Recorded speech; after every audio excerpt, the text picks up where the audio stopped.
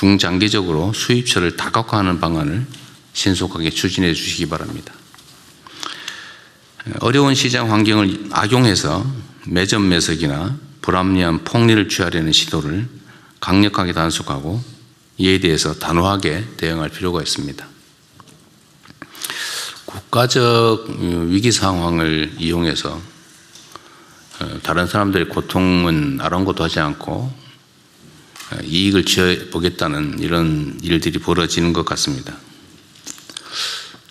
사실 유류 공급에 관해서는 아직까지 객관적으로는 심각한 차질이 벌어지는 것도 아닌데 갑자기 무슨 주유소 그 휘발유 가격, 유류 가격이 폭등을 했다고 합니다. 아침, 점심, 저녁에 가격이 다르다고 하고 심지어는 한 리터당 200원 가까이 올리는 곳도 있다고 합니다. 이 점에 대해서 잠시 후에 한번 체크해 볼 텐데 제재 방안이 구체적으로 어떤 게 있는지 한번 논의해 보기 바랍니다. 실물 경제에 미치는 영향을 최소화하는 노력도 기울여야 되겠습니다. 중동 수출 의존도가 높은 기업이나 또 해운 같은 이런 분야에 대해서는 이번 상황에 직접적인 영향을 받게 되기 때문에 이에 대해서 신속하고 폭넓은 정책금융 지원을 서두르기 바랍니다. 국제 정세가 상당히 불안하지만 우리 대한민국은 이보다 더한 고비도 슬기롭게 헤쳐온 저력이 있습니다. 정부는 다양한 가능성에 대비해서 종합적인 장단기 대응 전략을 물샐 틈 없이 추진해 나갈 것입니다. 우리 국민 여러분께서는 정부를 믿고 차분하게 일상을 이어가시기 바랍니다. 경제산업과 민생 부문 피해 최소화와 함께 무엇보다 시급한 과제는 국민의 안전 문제입니다. 관계당국은 주재원, 출장자, 유학생, 여행객 등 현지에 체류 중인 우리 국민들을 빠짐없이 파악하고 만일의 상황을 대비한 비상철수 대책을 2중, 3중으로 치밀하게 준비해 주시기 바랍니다.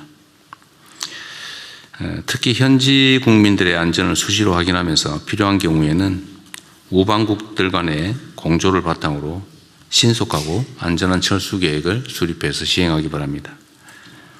군용기와 전세기, 육로교통 등 가능한 모든 수단을 총동원하기 바랍니다. 아울러 현재 중동 해역에 있는 우리 선박과 선원의 안전에도 만전을 기해 주시기 바랍니다. 이상입니다. 이후 회의는 국무총리께서 진행해 주시겠습니다. 네, 부처보고부터 시작하겠습니다. 중동 상황 관련 대응 현황 및 계획을 외교부 장관, 재경부, 산업부, 금융위원회 순서로 보고해 주시기 바랍니다. 네, 중동 지역 상황 및 중동 지역 내 체류 중인 재외국민 보호 방안에 대해 보고드리겠습니다. 2월 28일부터 시작된 미국과 이스라엘의 대이란 공격과 이에 따른 이란의 보복 공격이 6일째 지속되고 있습니다. 트럼프 미국 대통령은 3월 1일 이란 최고 지도자를 포함한 이란 지도부 대부분이 사망하였다고 발표했습니다. 또한 4주에서 5주 또는 그 이상의 작전 가능성을 언급하면서 근본 분쟁의 장기화를 시사하였습니다. 이란은 최고 지도자 사망 후 강력한 보복 의지를 천명하고 이스라엘과 UAE, 사우디, 카타르, 쿠웨이트, 오만, 바레인 등 걸프 국가는 물론 사이프러스까지 미사일 공격을 감행하고 있습니다.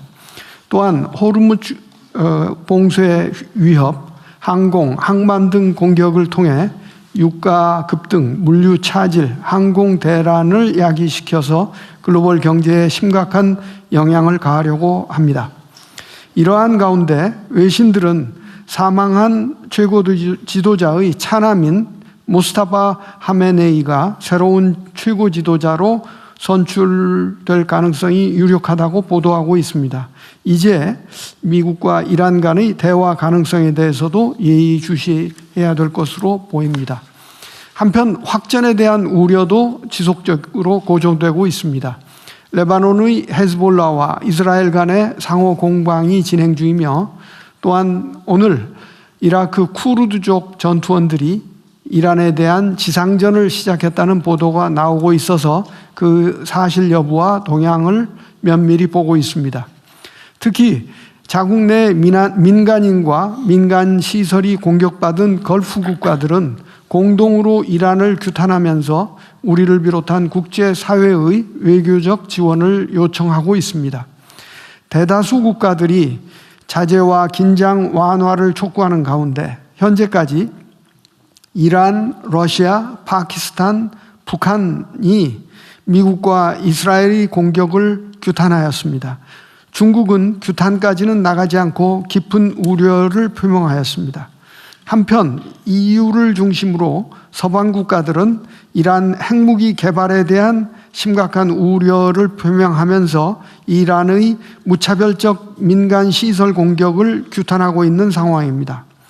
이러한 가운데 우리 정부는 2월 28일 상황 발생 당일 외교부 대변인 논평을 통해서 모든 당사자의 긴장 완화 노력을 촉구하였고 3월 2일에 추가로 지역 상황 전개에 대한 우려를 역시 외교부 대변인 성명으로 발표하였습니다.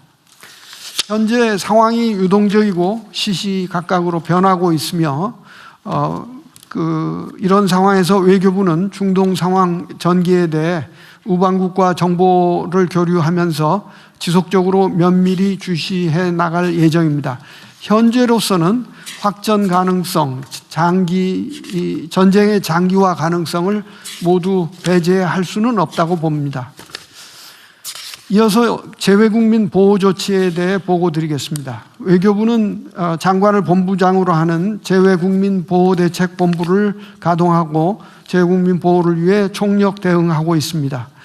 상황 발생 직후부터 매일 본부와 공관 합동 점검 회의를 개최하였으며 3월 3일 국무총리 주재로 상황 점검 회의를 개최하여 14개 현지 대사들과 현지 상황을 또 재외국민 보호 방안을 밀도 있게 논의하였습니다. 외교부는 현지 각 공관을 통해 각국별 우리 국민 구체 체류 현황은 물론 영공 폐쇄 여부와 민항기 운항 현황 등을 매일 확인하여 우리 국민들께 안내하고 있습니다. 현재 2만여 명으로 추산되는 우리 국민을 대상으로 홈페이지와 단체 SNS 방을 통해 수시로 안전 공지를 전파하고 안전 확인 등 필요한 소통을 진행해 왔습니다. 이 시각 현재 단기 체류자는 4,935명, 전체 14개국에 모두 합해서 단기 체류자는 4,935명, 이를 포함한 전체 우리 한국인 국적자는 18,472명으로 집계되고 있습니다. 인터넷이 끊긴 경우 국내 가족과 소통을 연결해 주기도 하고 또 항공편 안내와 숙소, 차량 예약 등도 지원 중입니다. 3월 2일에는 중동 지역 7개 국가에 대해 특별 여행주의보를 일괄 발령했습니다. 이로써 중동 지역 전역에 최소 2단계 이상의 여행 자제와 출국 권고 등 여행 경보가 발령되어 있습니다. 다행히 현재까지는 우리 국민 피해는 없으며 또 현지 공관 지원하에 우리 국민들이 안전한 인근국으로 무사히 대피 중입니다. 지난 화요일에는 이란에 체류 중이던 교민 9명과 이란 국적 가족 4명, 공관원, 가족 13명, 단기 체류자 2명 등 총 28명이 육로로 투르크메니스탄으로 입국했고 다음 날에도 교민 1명이 추가되어 총 29명의 안전을 확보했습니다. 이스라엘에서도 지난 화요일 66명의 우리 교민과 47명의 관광객 등 단기 체류자가 이집트로 무사히 입국했습니다. 두 경우 모두 버스 임차, 입국 수속, 숙박 확보 등 전 과정에 걸쳐 현지 공관과 본부에서 급파한 신속 대응팀이 적극적으로 지원을 제공하였습니다. 또한 바레인에 있던 국민 13명과 이라크에 있던 우리 국민 2명도 현지 공관의 지원으로 무사히 안전한 지역으로 대피하였고, 남아 계신 국민들의 요청이 있을 경우 계속해서 이러한 지원을 적극 제공해 나갈 계획입니다. 외교부는 UAE와 카타르 등에서 영공 폐쇄 또 민항편 취소로 발이 묶인 우리 국민들의 안전한 귀국을 위해서도 관계부처와 협의하에 필요한 조치를 착실히 준비하고 있습니다. 3월 3일 외교부는 재외국민보호대책본부 회의를 개최해서 국방부, 국토교통부 등 유관부처와 관련 사항을 논의했고, 현재 아랍에미리트 대사관, 주 두바이 초영사관, 오만 대사관 등의 전세기와 군 수송기 투입 방안에 대해서 협의를 진행하고 있습니다. 아울러 오늘 밤 중동 지역 및 영사국에 근무 경험이 있는 대사급 2명을 각각 단장으로 파견하여 정부 합동 신속 대응팀을 운영하겠습니다. 사전적 차원에서 현지 공관과 함께 또 필요한 대피 작전도 준비할 예정입니다. 현지 상황이 악화될 경우 즉각적으로 여행 경보를 추가 상향 조정할 필요성도 검토하고 있습니다. 또한 재외동포청 주관으로 이번에 귀국하는 우리 국민에 대해서 원스톱 지원 서비스를 가동하고자 합니다. 동포청에서는 전담 창구를 설치하고 전담 요원을 지정하여 관련 부서에 또 총괄을 하지만은 관련 부처에서 심리 지원 등 구체적인 지원도 할 계획으로 있습니다. 외교부는 계속해서 우리 국민의 안전 확보라는 최우선 목표를 달성하기 위해 모든 외교적 자원을 총동원하겠습니다. 이상입니다. 예, 이어서 잠깐만. 네.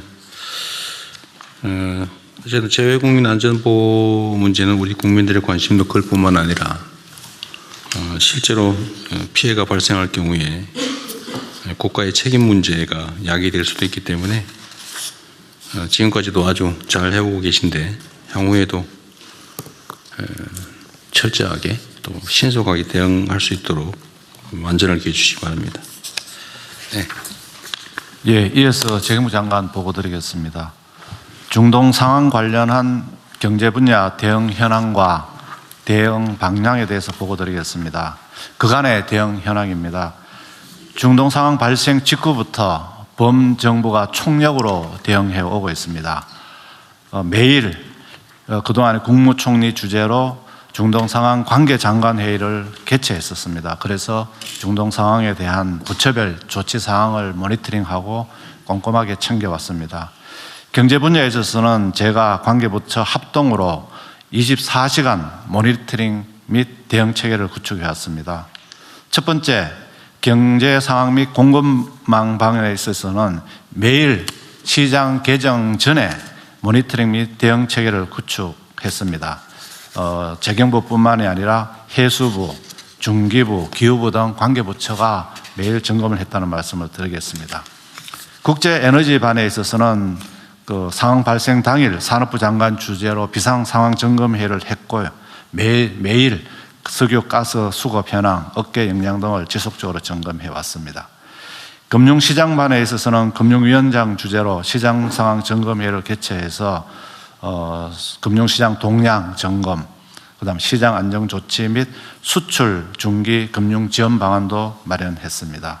이외에도 무역협회, 수출입은행, 한국은행 등 각 기관별로 분야별 점검 대응 체제를 마련했습니다.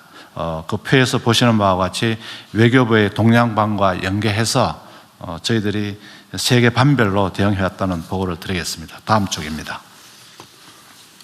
현 상황 평가입니다. 현재 유가나 금융시장 변동성은 크게 확대된 상황입니다.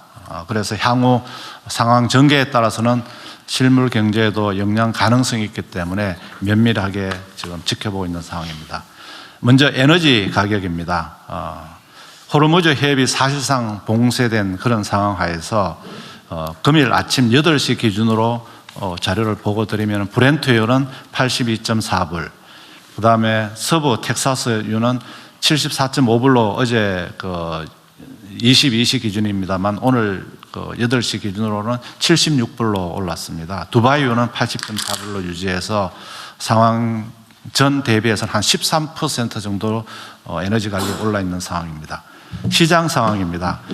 코스피는 지정학적 리스크나 그동안의 주요국 대비해서 높은 상승 등을 보임에 따라서 어제는 12.1%로 많이 내렸습니다만 제가 회의 들어오기 전 9시 30분 기준으로는 다시 11.93%가 올라서 어제의 낙폭을 오늘은 만회하는 상황입니다. 그리고 외환 같은 경우도 어저께는 1476불을 했습니다만 제가 오늘 아침 9시 30분 기준으로는 1459불로 이것도 한 16원 이상 정도가 이렇게 다시 시장에서 정상화를 찾아가고 있는 그런 과정으로 보입니다. 실물 부분에 있어서는 수출 중개 애로사항을 저희들이 관측을 했습니다. 한 42건의 피해 애로가 접수가 되었고요. 그 내용으로는 운송 차질이라든지 대금 미지급, 물류비 증가 애로 등에 있어서 저희들이 이 모니터링해서 대응책을 마련하고 있습니다. 앞으로도 상황 장기화 시에 내수 회복 제약 가능성을 염두에 두고 대응책을 마련할 필요가 있다고 보여집니다.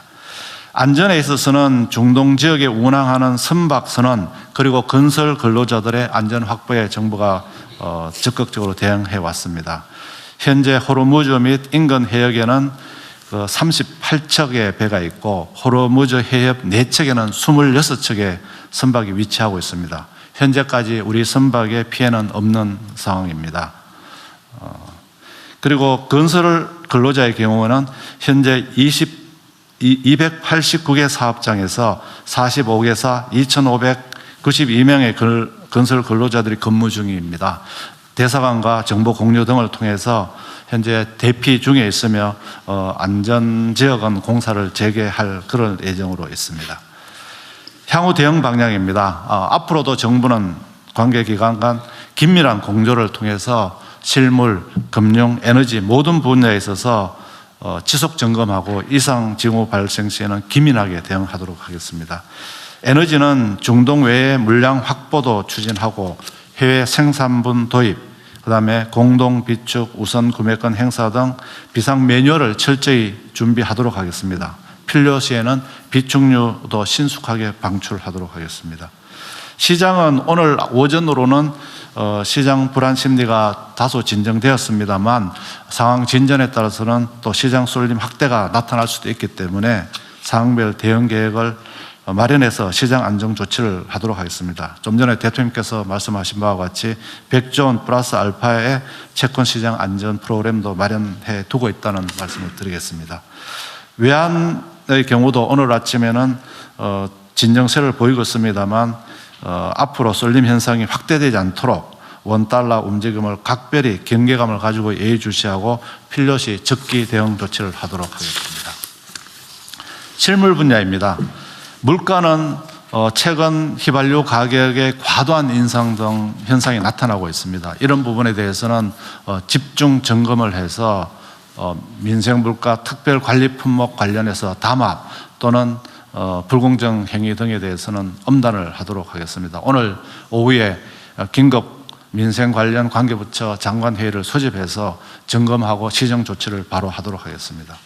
수출에 있어서는 중소벤처기업의 경우에는 피해나 애로 대응 TF를 운영 중에 있습니다. 중개부하고 관계부 합동으로 15개 수출지원센터 및 누리집을 통한 피해 애로도 접수하고 있고 중소기업에 대해서는 1:1 전담관제를 통해서 기업별로 애로사항을 점검하고 개선 방안을 마련하도록 하겠습니다. 그리고 애로를 겪고 있는 수출 중소기업 지원을 위해서 20조 3천억 원의 자금을 마련해서 금리 인하 그리고 대출 확대 등을 통해서 어려움을 겪지 않도록 하겠습니다. 그리고 피해 중소기업에 대해서는 법인세 납기 연장이나 세무조사 부담 완화 등 세정 지원도 해나가도록 하겠습니다. 호르무즈 해협 봉쇄 장기화에 따른 물류 차질에 대비해서 수출입 물류 비상 대응 방안을 구성해서 물류 바우처 한도 정액 등 추가 지원도 마련토록 하겠습니다. 그리고 지금 현재 중동 의존도가 높은 납사 등 품목에 대해서는 공급망 안정화 기금 비상 대응반을 가동해서 품목별로 지금 저희들이 점검을 하고 있습니다. 그래서 구매 자금이나 긴급 운영 자금 지원도 확대토록 하겠습니다. 그리고 코트라를 중심으로 기업 지원 헬프 데스크 등을 통해서 기업 맞춤형 지원도 병행하고 있습니다. 선박 통항 안전 조치를 위해서 선원인별로 상세 연항을 이미 파악을 했습니다. 현재 호르무즈 인근에 있는 우리 선원들은 전체가 186명입니다. 내양 선사에는 144명, 그다음 외양 선사에 42명에서 186명의 인적 사항, 연락처까지 저희들이 확보해 놓은 사항입니다. 그래서 이분들에 대한 선용품을 보급하고 또 필요한 경우는 하선 지원도 할 계획입니다. 그래서 외국인까지 포함할 경우 저희들이 한 640명 정도로 파악되고 있습니다. 이분들까지도 조치를 해서 안전을 확보하도록 하겠습니다.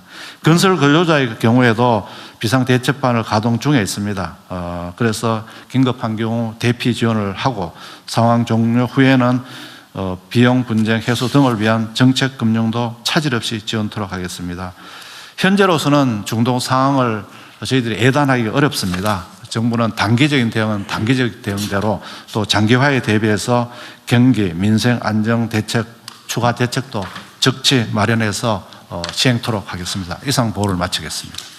네, 이 보고 내용 중에 있긴 한데 지금 민생에 가장 직접적인 영향을 미치는 주유소 석유류 가격이 하루 만에 지금 200원 넘게 오른 데도 있다는데 요거에 대한 대응 방안과 대응 부처는 어디예요? 어디에 어떤 게 있습니까? 예, 대통령 지금 석유 사업법 23조에 보면은요, 이제 가격이 급등하는 경우는 최고 가격을 지정하도록 되어 있습니다. 그래서 저희들 오늘 오후에 가격을 점검해서 이 가격이 높은 경우는 고시를 통해서 최고 가격 지정하는 방안까지도 좀 검토를 하도록 하겠습니다. 두 번째로는 공정위에서 담합으로 담합 조사를 할 겁니다. 가격이 높은 주유소에 대해서는. 그래서 담합으로 인정되면은 또 가격 재조정 조치도 가능할 수 있다고 생각합니다. 그리고 물가안정법에 따라서 저희들 매점 매석이 일어난다면은 또 저희들이 매점 매석에 따른 시정 조치 또는 형사처벌까지도 가능하기 때문에 정부가 가용할 수 있는 모든 행정 조치를 통해서 이런 위기 상황을 이용해서 또 부당하게 돈을 버는 행위는 결코 용납되지 않도록 철저하게 네. 조치를 해나가도록 하겠습니다. 하여튼 우리 국민들께서 그 일상에서 느끼기로는 오를 때는 엄청 빨리 많이 오르고 내릴 때는 천천히 조금만 내린다. 이게 뭔가 좀 문제가 있다 이런 인식을 가지고 있습니다.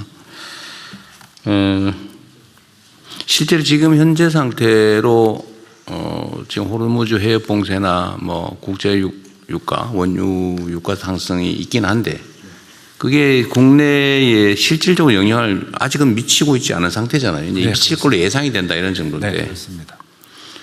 실제 그게 국내 가격에 영향을 미치는 상황이 돼서 가격이 조정되는 것은 이해할 수 있는데 네. 그게 오를 거라고 예상이 된다고 갑자기 소비 가격 자체가 이렇게 폭등하는 것은 이거 지금 국민들이 겪는 국가적인 또 어려움 이런 상황을 이용해서 자기 이익만 보겠다 그런 태도잖아요. 네. 이 공동체의 일반 원리에 어긋나는 거 아닙니까?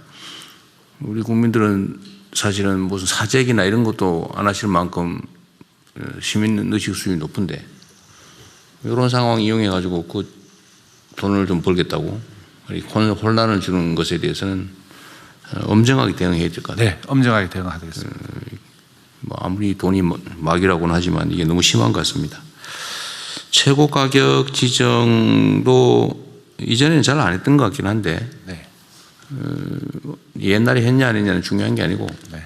현재 상태로 또 미래지향적으로 할 일은 하자. 법에 있는 제도를 잘 활용해서 이런 부당하게 좀 이익을 추구하는 행위는 좀 제재하시고요. 네. 담합 조사와 그에 따른 대응 조치는 사실 시간이 많이 걸리잖아요, 그죠?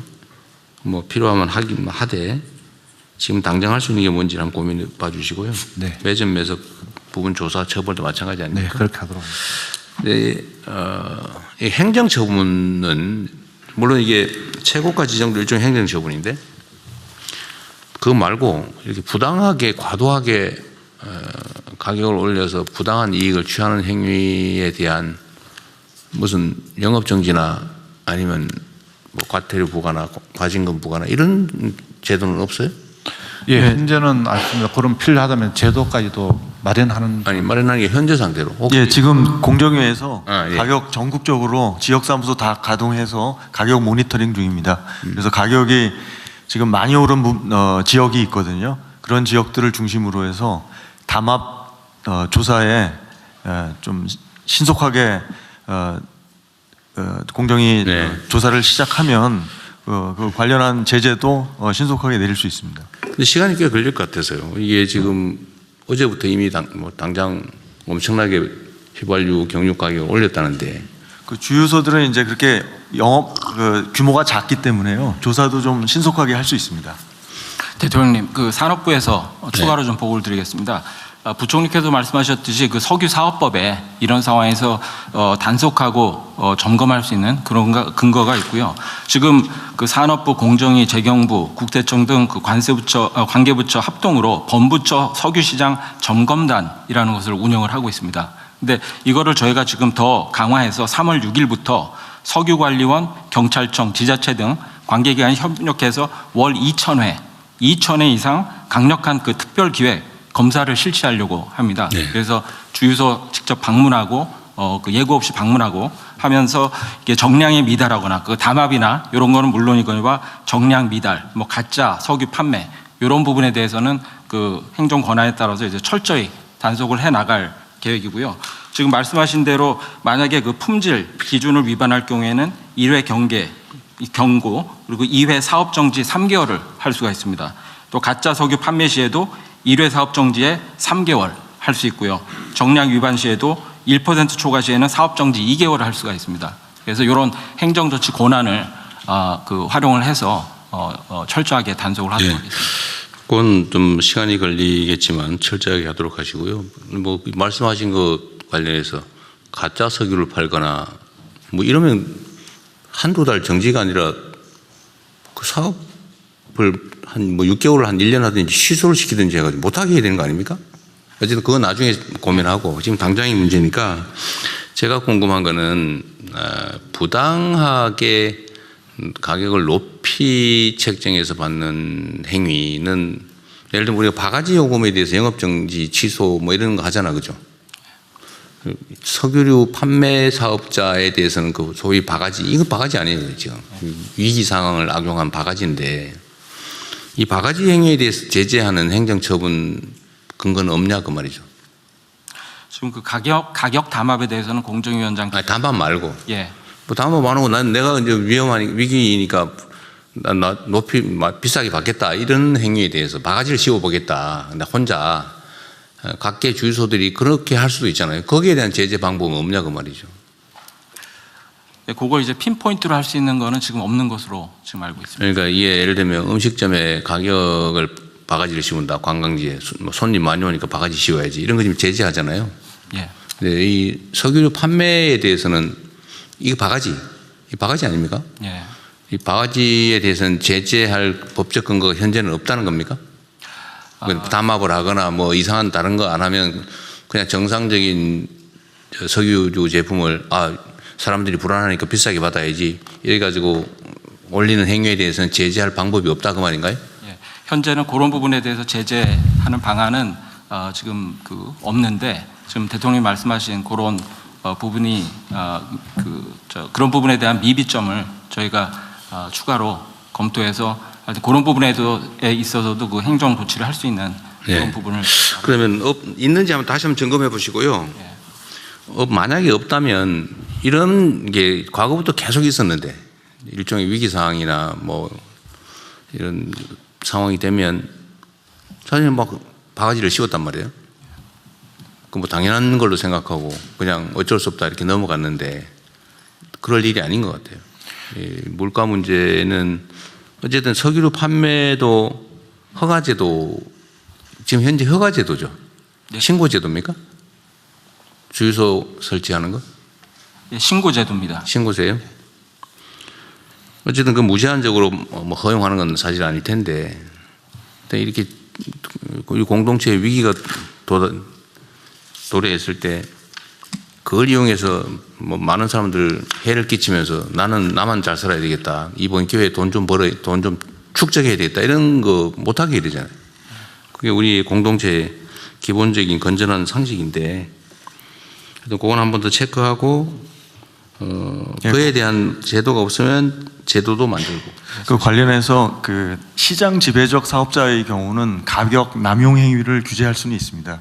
근데 이제 작은 호텔이나 숙박업체나 주유소 같은 데서 가격 남용하는 거에 대해서는 그건 좀 그렇죠. 제재 수단은 없지만 공정위에서는 이제 주변 가격을 투명하게 공개하고 소비자들한테 안내해서 너무 높은 가격인 주유소를 피하는 방식으로 이 경쟁을 유도하는 그런 네. 방식의 규제는 하고 있습니다.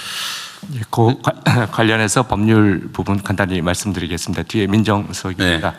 예, 물가 안정에 관한 법률 2조에 보면은 정부에서는 최고 가격 지정을 할 수 있도록 돼 있고 그 경우에는 그 부당 이득 전액을 2조의 2에 따라서 과징금으로 환수할 수 있는 제도가 돼 있는 걸 간단히 말씀 올리겠습니다. 가격 사항입니다. 지정을 어겨서 얻는 이익은 환수한다.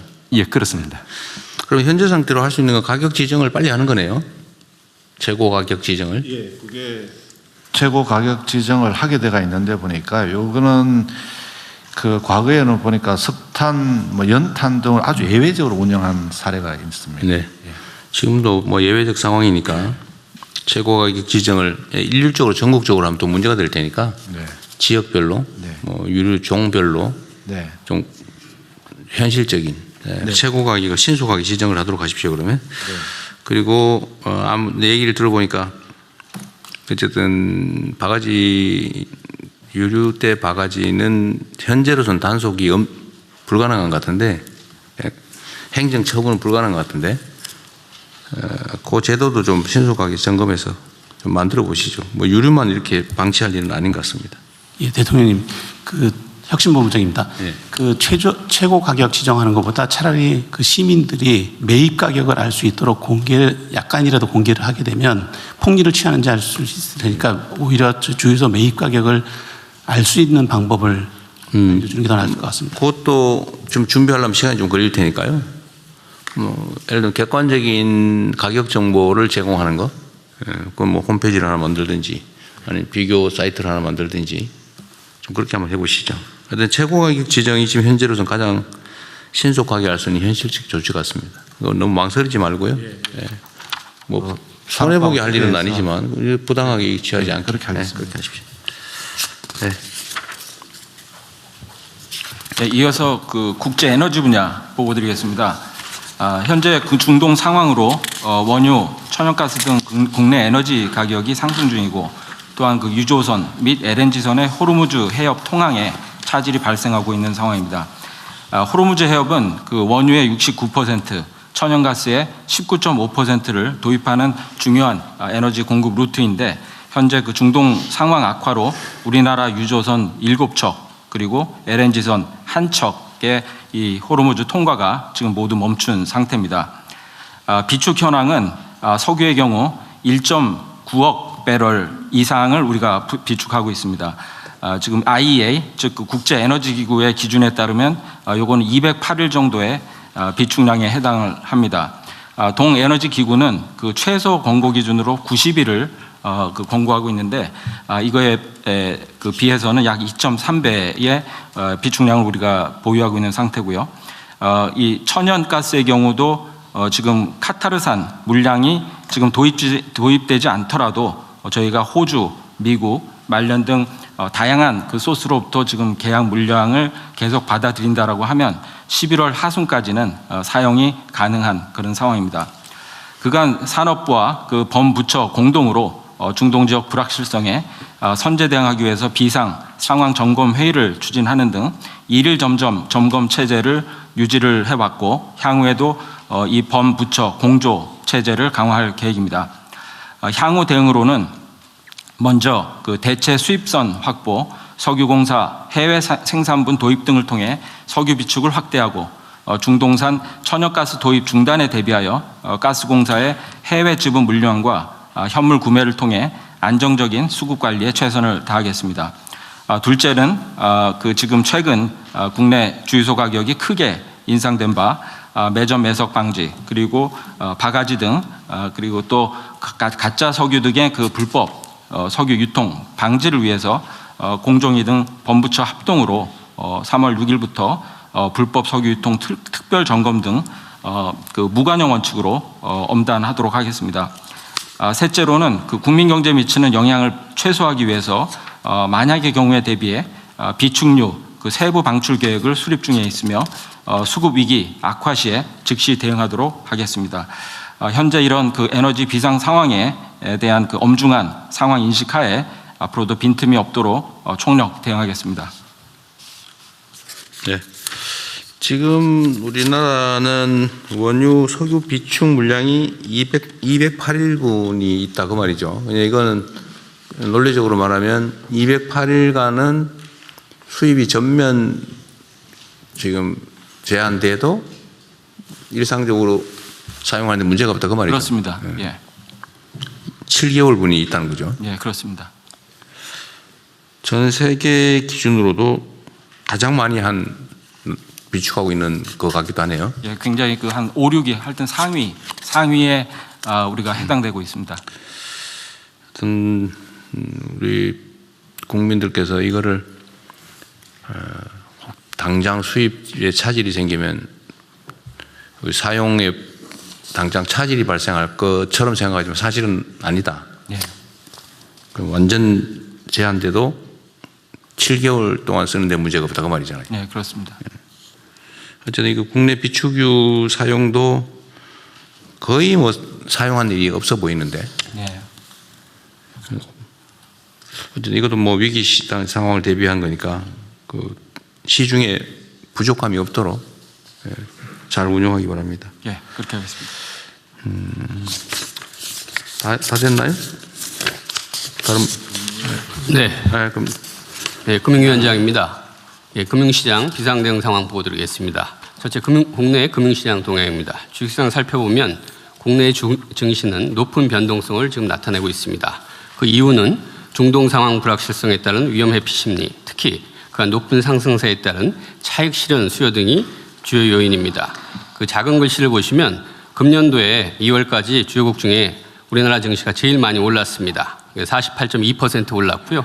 그러다 보니까 지금 사태 이후에 18.4%가 빠졌습니다. 근데 다른 나라들도 보면 대만 같은 경우 22.3% 올랐는데 7.3%가 빠졌고요. 일본 같은 경우는 16.9% 올랐는데 7.8%가 빠졌습니다. 미국 같은 경우는 0.5%밖에 안 올라서 0.9% 빠지는 그런 모습이 되겠습니다. 수급을 살펴보면 외국인과 기관이 매도세를 주도하고 개인이 받아주는 모습입니다. 외국인은 3월 3일 큰 폭의 순 매도세를 보였지만 어제 3월 4일은 장 막판 저가 매수하면서 순 매수로 전환했고요. 아침에도 보니까 9시 45분 정도 보면 계속 외국인도 다시 계속해서 순 매수로 전환된 상황입니다. 시장 전문가들 의견을 들어보면 단기적인 변동성도 있고 그다음에 앞으로 이 상황 전개가 좀 불확실한 측면은 있지만 기업 실적, 정부 정책, 증시로의 자금 유입 등 기본 요건을 감안하면 증시의 추세적 하락 가능성은 낮다고 평가하고 있습니다. 밑에 박스를 보시면 어제 제가 증권사 리서치 센터장들이랑 의견 수렴을 했는데 결국 중동발 이 대외 충격 요인, 외부 요인에도 불구하고 그간 우리 증시 상승을 견인했던 밸류에이션, 기업 실적은 바뀐 게 하나도 없다. 밑에 구체적인 숫자를 보시면 영업이익 전망한 걸 보면 작년에 코스피 상장사가 우리나라 같은 경우 274조 원의 영업이익을 냈는데 금년의 예상이 550조 원입니다. 그리고 특히 반도체, 삼성전자나 SK하이닉스는 작년에 90조 원인데 금년에 311조 원이고 예상할 때마다 최근에 400조 원까지 나오고 예상할 때마다 기업 실적이 계속 높아지는 상황입니다. 그래서 이분들 말씀들은 맨 밑에 보시는 것처럼 과도한 불안보다는 우리 경제 금융시장에 대한 신뢰를 기반으로 좀 합리적인 판단할 수 있도록 정부가 확고한 시장 안정 의지를 가져달라. 그리고 구조적으로는 그 위에 중간에서 보시는 것처럼 지배구조 개선, 불공정 거래 근절, 생산적 금융 등 지금까지 해왔던 그런 정책들을 일관성 있게 계속해서 추진해달라 이런 주문들이었습니다. 네, 다음 페이지 채권시장 보겠습니다. 채권시장은 중동 상황에 따른 유가 급등으로 인플레이션 우려가 부각되면서 금리가 전반적으로 상승하고 있는데요. 아침에 오전에 보면 살짝 금리가 좀 빠지는 그런 모습입니다. 외환 같은 경우도 안전자산 선호에 따른 글로벌 강달러 흐름, 외국인의 증시 순매도 등으로 환율이 큰 폭 상승해서 어제 같은 경우는 1,476원이었지만 지금 오전에 보면 한 1,460원대로 다시 또 안정세 하락한 그런 모습입니다. 그간에 대응한 모습을 보이면 사태 발발 이후 바로 관계기관 합동 금융시장관 구성해서 24시간 모니터링 체계를 구축했고요. 제가 직접 금융시장 점검회의 세 차례 주재해서 선제적인 시장 안정 메시지를 발표하고 100조 원 플러스 알파 규모의 시장 안정 프로그램 적극적으로 운영하겠다. 그리고 중동 상황 관련 피해 중소기업에 대한 20.3조 원의 정책금융 지원 프로그램도 마련해서 발표한 바 있습니다. 앞으로의 대응 방향입니다. 앞으로 이 불확실성이 계속 크기 때문에 최고 상태의 경각심을 가지고 중동 상황 관련 금융시장 안정과 실물 경제 영향 최소화에 만전을 기하겠습니다.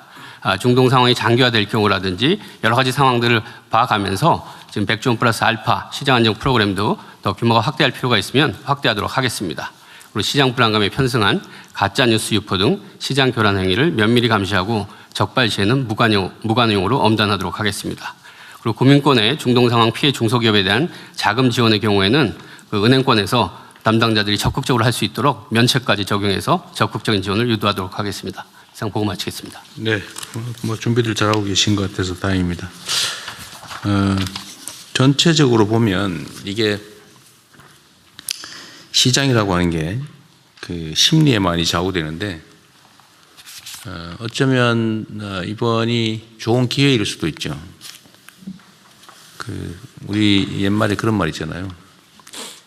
자빠진 김에 쉬어간다고. 주식시장도 어쩌면 너무 계속 상승만 해왔기 때문에 사실은 조정을 하면서 가야 단단한데 너무 조정 없이 일방적으로 상승만 2배가 넘게 하는 바람에 사실 매우 불안정한 측면이 좀 있었죠. 근데 이번 기회에 어쩌면 좀 단단하게 다져지는 측면도 있어 보이고 좀 조정이 필요한 조정을 겪어서 오히려 기회 요인이 될 수도 있겠다 이런 생각도 듭니다. 넘어진 김에 쉬어간다는 얘기처럼 사실 이제 국제 유가 문제 또는 원유 조달 문제는 앞으로도 계속 반복될 수 있는 일이고 과거에도 반복됐던 일이죠. 그래서 이번 기회에 재생에너지로 전환을 좀 신속하게 대대적으로 좀 하는 게 어떨까 싶어요. 좋은 기회 아닐까 싶습니다. 좀 에너지부에서도 뭐 열심히 하고는 있을 텐데 우리나라도 이제 화석연료 의존도를 최소한으로 좀 내리고 재생에너지 비중을 계속 높여야 되잖아요. 근데 이 실제로는 좀 쉽지가 않은 상태죠. 특히 송전망 부족 때문에 서남 해안 쪽의 재생에너지는 생산 여력이 있는데도 지금 제대로 쓰지 못하는 상황 아닙니까? 그리고 앞으로도 좀 송전망을 계속 확충해야 될 상황인데 송전망 확충도 그 하루 이틀이 되는 건 아니고 좀 신속하게 해야 되는데 더 근본적인 과제는 소위 지산지소 원칙에 따라서 에너지가 생산되는 지역에서 소비될 수 있게 하는 게 제일 중요하지 않습니까? 그리고 우리 대한민국의 가장 구조적인 문제, 근본적인 문제는 수도권 집중인데 어쨌든 산업 배치도 에너지가 많은 지역으로 좀 대대적으로 신속하게 옮겨갈 필요가 있어요. 그죠? 네, 그렇습니다. 그 산업부도 계속 애를 쓰고는 있는데 뭐 재경부도 마찬가지고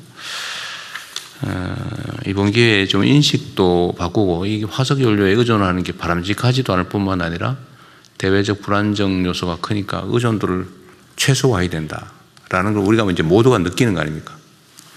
그럼 이럴 때 정부도 그렇고 민간도 그렇고 산업계, 경제계도 좀 근본적인 사고의 전환을 해야 될 것 같아요.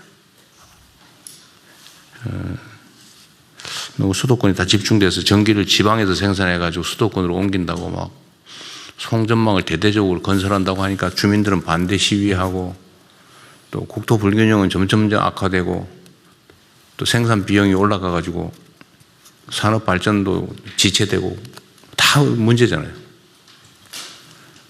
그리고 우리가 이때까지 얘기했던 대로 사실은 지방에서 에너지를 생산해서 수도권으로 끌고 오느라고 엄청난 비용이 발생하는데 지금은 사실은 지금 전기요금이 전국에서 똑같다 보니까 네. 생산 지역에서는 억울하게 손해를 보는 상황이고 또 집중돼서 사용되는 지역은 부당하게 이익을 보는 측면이 있잖아요. 네. 그러니까 이 지금 이 계획 중에 전기요금 차등제 또 지금 말을 하고는 있는데 이것도 이제 현실적인 고민을 실제로 해야 될 것 같아요. 네. 그리고 기업들도 이제 수도권에서 저 멀리서 전기 끌어오는 비용을 사실은 국민 세금으로 부담하면서 거기서 혜택을 보는데 이제는 계속 이렇게 갈 수는 없다는 거 아닙니까? 네. 공정하지도 않고 또 국가 발전에도 저해되고 그럼 이제 원칙대로 생산비가 싼 데서 쓰는 건 싸게 또 송전 비용을 포함해서 비싼 데는 비싸게 제대로 가격을 책정해야 되겠다는 생각이 들어요. 네.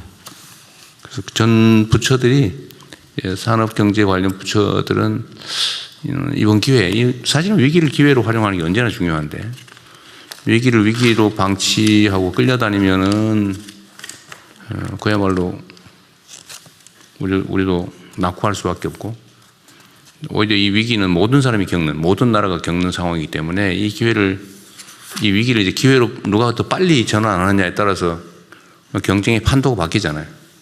오히려 이번 기회에 우리의 의식도 바꾸고 좀 더 신속하게 과감하게 전환을 해 나가야 되겠습니다.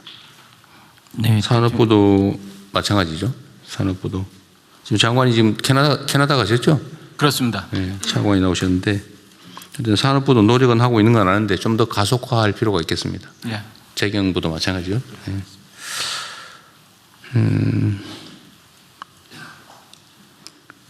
그리고 금융 부분은 이게 이 경제 분야 중에 제일 심리에 크게 영향을 받는 게 금융 분야죠. 네, 맞습니다. 소위 주식시장은 공포와 욕망을 누가 잘 이겨내느냐로 결판난다 그러잖아요. 맞습니다. 냉정하게 객관적인 평가에 따라서 판단하면 결국은 진폭이 있긴 하지만 결국은 실체에 수렴하잖아요.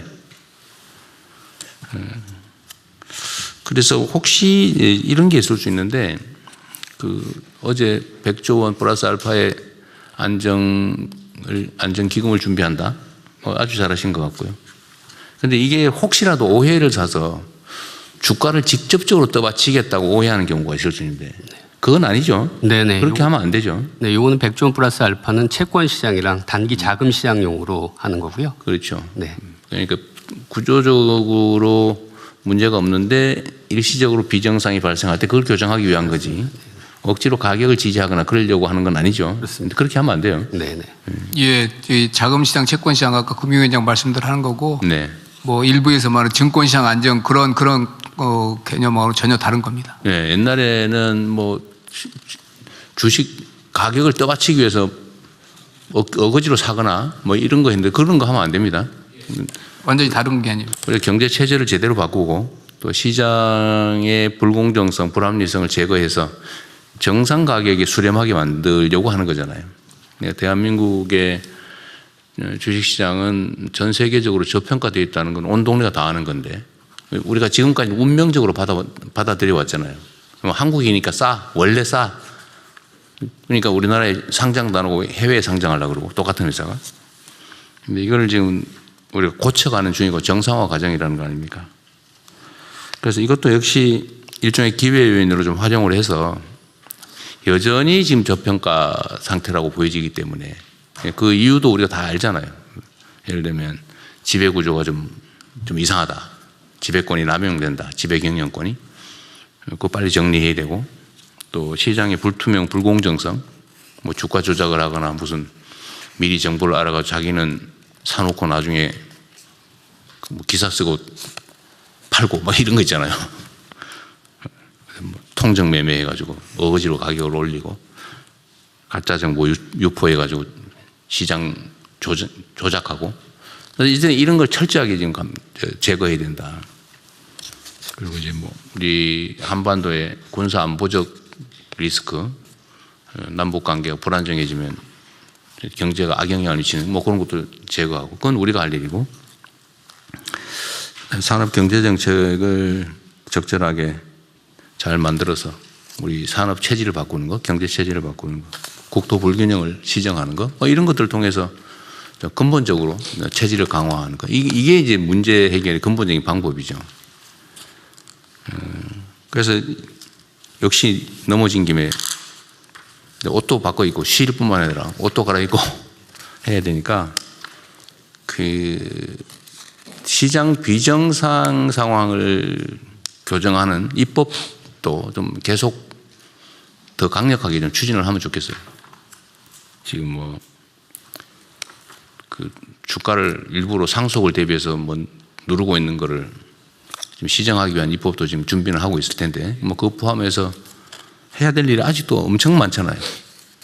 다른 전 세계의 어떤 자본시장보다도 더 합리적이고 공정하고 투명하게 예측 가능한 시장을 만들어야 되는데, 그렇게 하기 위한 정책적 조치나 입법 조치들은 이번 기회에 좀 더 속도를 내면 좋겠어요. 어쨌든 뭐 잠시 외부 요인에 의해서 흔들리긴 하지만, 어쨌든 우리 경제 소위 펀더멘털이라고 하는 기초 체력은 계속 강화되고 있기 때문에 흔들림 없이 안정적으로 정책을 집행해 가면 좋겠어요. 우리 총리께서 아주 뭐 잘 해주고 계신데, 좀 더 주마가 편이라고 이번 기회에 좀 강력하게 신속하게 정책 입안과 추진을 해주면 좋겠습니다. 네. 네, 국방부 장관입니다. 대통령님, 국방부 조치 사항에 대해서 좀. 네. 국방부는 24시간 위기 대응 체계를 가동하고 있고, 교민 철수 지원 요청 시 군 수송기 등을 즉각 출동할 수 있도록 준비 태세를 강화하고 있습니다. 해파 부대 인원과 장비는 현재까지 이상 없습니다. 해파 부대는 영내에서 안전 대책을 세우는 가운데 여러 가지 부대 방호 시설에 대해서 준비 태세를 강화하고 있다는 말씀을 드리고, 또 연합 방위 태세는 한미가 긴밀한 공조하에 지난번에 3월 2일 날 미측과도 공조 통화를 했습니다만은 여러 가지 26년도 FS 훈련 등 정상적으로 준비를 철저히 하고 있다는 그런 보고 말씀을 드립니다. 네. 이상입니다. 국방안보 얘기를 하셔서 그런데, 하여튼 대한민국의 지속적인 성장 발전을 위해서는 어쨌든 한반도의 안보 상황을 잘 관리하는 게 정말로 중요하잖아요. 네. 안보의 핵심은 상대를 자극해서 싸워서 이기는 게 아니고, 싸울 필요가 없게 만드는 평화 체제를 구축하는 게 가장 확실한 안보 아니겠습니까? 그렇습니다. 이번에는 북한이다 뭐 이런 이상한 소리 하는 사람도 있고 그러던데, 그렇게 해가지고 이 한반도의 평화 안정을 불안하게 만들어서 무슨 득이 되겠어요. 그래서 이런 부분에 대해서도 각 부처에서 가능하면 우리 국민들이 불안하지 않게, 또 한반도 정세나 안보 상황이 불안정하게 되지 않도록 적극적으로 좀 관리하면 좋겠어요. 네, 여러 가지 여건을 고려해서 철저히 그런 태세들을 준비하도록 하겠습니다. 네. 네. 상황을 안정시키고 이 위기를 악용하는 것을 방지하고 위기를 기회로 만드는 관점에서 정부는 최선을 다하고, 또 국민 여러분께서도 안심해 주시기 바랍니다. 지금 오늘 보고 사항은 다 토의된 것을 기초로 해서 원안을 접수하고 이제 의안 심의로 넘어가겠습니다. 네. 뭐 제가 한 말씀만 좀 더 드리면, 정치라고 하는 것이 언제나 국민의 삶이 개선되고 또 국가가 안정되고 또 성장 발전하는데 도움이 돼야 되는데, 이 국가적 위기를 초래해 가면서 또는 불안을 조장해 가면서 정치적 이익을 얻겠다는 그런 행태는 정말로 조심해야 됩니다. 예, 의원 심의는 비공개로 운영되어 오니 언론인 여러분께서는 진행에 협조해 주시기 바랍니다. 네, 국회 본회의를 통과하고 정부로 이송된 법률 공포안을 심의하겠습니다. 제317호부터 323호까지 7